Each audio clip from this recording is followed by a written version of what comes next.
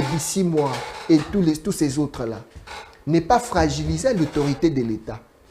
Parce qu'ils ont souhaité, ils ont craché sur la sécurité de l'État en tuant les Congolais. Aujourd'hui, négocier avec eux n'est pas fragiliser l'autorité de l'État. L'autorité de l'État en RDC est déjà fragilisée. Par ces mêmes gens-là. Non, moi je ne parle pas seulement des Nangas. Vous savez, lorsque on veut résoudre les problèmes, on doit vraiment puiser dans le fond pour comprendre vraiment les problèmes. Les problèmes au Congo, ce n'est pas seulement Nanga. Il y a aussi un autre problème qui s'appelle M. Tshisekedi. C'est Nanga qui occupe une grande grande partie du pays et qui détériore la situation. Qui détériore la situation sécuritaire à l'Est. Si Nanga c'est un problème, on doit aussi reconnaître que M. Tshisekedi c'est un problème. Où se situe le problème? Le problème, c'est l'écart qui existe entre ce qui est et ce qui devait être.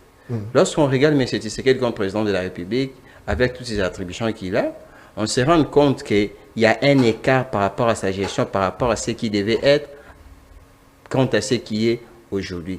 Il ne gère pas le pays comme il faut. Dis-moi, si on pense que tous les problèmes du Congo, c'est toujours Nanga, qu'en est-il de tous les Koulouna qui nous dérangent maintenant? Donc, M. Tshisekedi est incapable de sécuriser même les Koulouna. Et là encore, on va aussi mettre ça dans la tête aussi des Nanga. On parle d'insécurité urbaine, c'est vide partout. Là encore, on va mettre ça dans la tête des Nanga. Moi, je pense que le problème est tellement... On parle que l'insécurité urbaine n'est pas un fait nouveau. Non, c'est différent de l'occupation. C'est différent de ce qu'il y a là. C'est nouveau, mais c'est même un témoignage des députés de l'Union sacrée. Les gens qui font partie de l'Union sacrée, les gens qui soutiennent M. Tshisekedi, il avoue même que depuis que Kinshasa, jamais on a connu l'insécurité à ce niveau. Donc, on se rend compte que le gouvernement ou les régimes de M. Tshisekedi, ils font absolument rien. Ils font absolument rien. J'aimerais un peu répondre à mes frères lorsqu'ils parlent de la diplomatie agissante.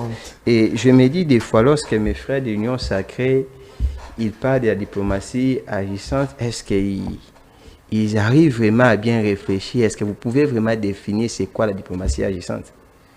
Parce que moi, je sais que lorsqu'on parle de la diplomatie agissante, on fait allusion à une politique étrangère rétroactive qui est centré sur les actions concrètes, mais beaucoup plus la diplomatie agissante fait allusion aux défenses de l'intérêt mutuel ainsi que la résolution des conflits.